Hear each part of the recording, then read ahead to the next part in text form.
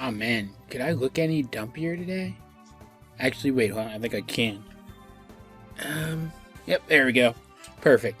Let's talk about this, technically the third episode of DuckTales, but since they premiered the first 2 episodes as one super long one, it's also kind of the second, and it's the second DuckTales review I'm doing.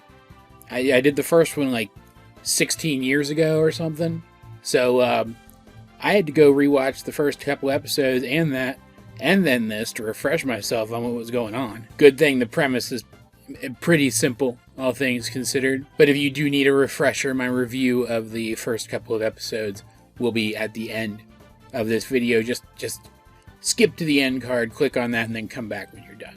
Right? Anyway, whereas the last couple episodes set up the status quo in a couple of different ways, this episode sets up the post the 3 boys and Donald moving in status quo, which I appreciate. I appreciate that they split those things up over different episodes so that we could have the maximum amount of time for the introductory stuff and then like the initial adventure stuff in the premiere. And I also love how they broke this up. First of all, and I didn't expect this, I expected it would go the other way, as it often does, Scrooge doesn't actually mind having the kids around, even when they're going around being rowdy and breaking stuff. He doesn't care. Miss Beakley kind of does, but he doesn't.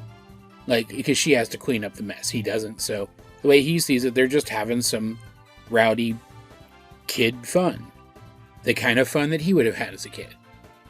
It might involve rapid-fire dart guns and tactical drills, but I mean, if he's cool with it, I guess I'm cool with it too. And it does give Webby a chance to shine. Webby is by far, so far, my favorite character in this show. I like her a lot, which is cool, because her VA is the same VA who played Sadie over on Steven Universe, and you guys know how much I like Sadie as well. And Scrooge does get a little annoyed when it turns out Donald is using some of his personal spaces, and that sort of launches us off in our B-plot for this episode. The A-plot of this one I'll get to in a minute, but the B-plot I want to talk about first, since it's not as important.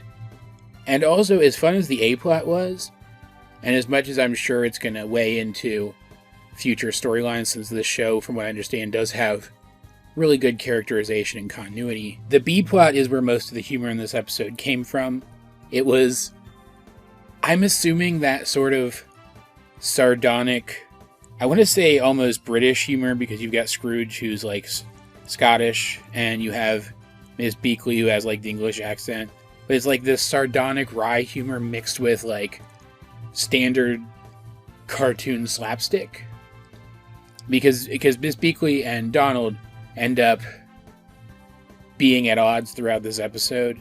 And it leads to some fantastic slapsticky kinds of stuff, but sort of existing within a world which is at least trying to be grounded. Like, we see Donald plug a bunch of stuff into a bunch of unsafe outlets. Like he overuses a bunch of outlets. And they have like the comedic, cartoony sparks shooting out of them that you might see in a more like entirely slapstick cartoon, like shooting out of them. But the resolution is they could have started a fire, but didn't. And Beakley has safer, what are they called? Power strips that Donald could have used instead.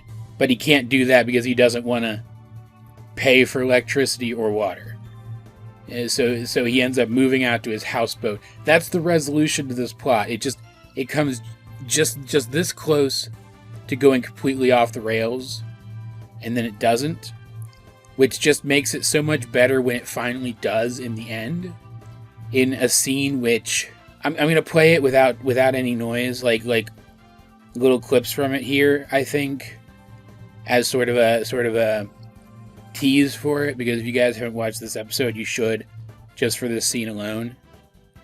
Between Beakley's reaction to what was happening and just how solid the animation was for slapstick, and the voice for Donald in this is really solid. Like, it's a good Donald Duck voice. Still really hard to tell what he's saying, but it's a good Donald Duck voice. The scene is masterful. I had to run the episode back twice because there's dialogue that happens immediately after the scene ends, like the second that it ends, and I was laughing so hard the first couple of times that I didn't hear what was said. It didn't end up being important, it was just sort of an extension of the joke, but still, that's saying something. I don't laugh out loud, even at comedies that I find very funny, very often. And that's not even the only times that I laughed throughout this episode. Like, this B-plot ends with Donald impressing Beakley and Beakley coming to respect him, and meanwhile Donald recognizes that Beakley is a helpful presence and coming to respect her. It's very quick and simple, but I liked it a lot. The A-plot, though, involves the boys wanting to go to, was it like Funzo's, Funland, or something? It doesn't matter. It's Chuck E. Cheese. It was a Chuck E. Cheese-esque place. And they end up taking Webby with them, despite some reservations, because she is very weird. Because she's been living in the mansion her entire life, learning from the example of these, like, nutty, like Beakley's definitely a spy. And Scrooge is Scrooge. And this is a family of adventurers anyway. Why does my camera keep going out of focus like that? Don't understand why. Hello? Hello, McFly. This isn't the first time it's done this, and I've been playing with the settings, and I can't figure out why it's doing it. Whatever, we'll just have to move on, pretend it's not happening. Anyway, things sort of get started with a scene where Webby gets them kicked off of a bus, because she's never been on a bus before, and she's so excited to be on a bus, and they end up having to walk the rest of the way through a sketchy part of town, and right off the bat, there's a funny fart joke. It's fine. It's just a short walk to Funzo's. They're the sketchiest neighborhood in town. And then they get there, and Webby straight up doesn't know how to be a kid. It's sad if you think about it. It's played for laughs here, which is why, from what I've heard about this show, I definitely think they're gonna address it more seriously later on.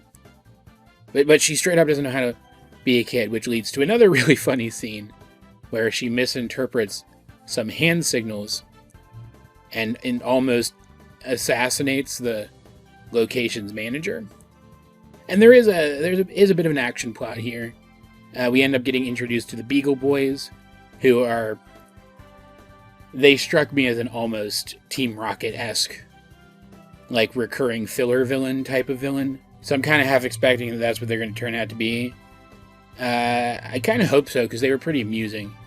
And we get some more cool Webby stuff, but she addresses the fact that she wants to be seen as more normal. She wants to be more of a normal kid, and it looks like by the end of the episode, she's going to be spending more time with the boys, which will help her to become that. It was all very good. The episode was all very good.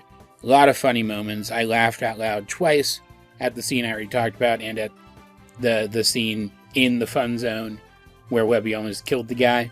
It was all very neat. And the action was pretty solid too. And Donald got to do his slapstick routine in an action sequence, which was pretty fun. We didn't get a ton of Scrooge in this one, which means we didn't get a ton of David Tennant in this one either, which was kind of a bummer, because remember, David Tennant plays Scrooge in this, which is just very, very neat. But what Scrooge we did get was quite funny as well. What little snippets we got were quite funny as well. For a second/third episode, this was remarkably solid, especially with all the stuff that it had to set up here. Not to mention that some of the stuff it set up here, it also resolved here. It set up Scrooge not liking Donald and his spaces. It set up the rivalry between Donald and Beakley. And while maybe those things will come back into play later in more minor ways or something, it also resolved them here. It was masterfully handled. And now, I'm getting back to these reviews because if you guys don't know, I don't know if it's ended yet or if it's just ending soon, like if this current season is the last season or what, but this show is ending. It's been canceled. And man, watching this episode, I can't imagine why. It's so good.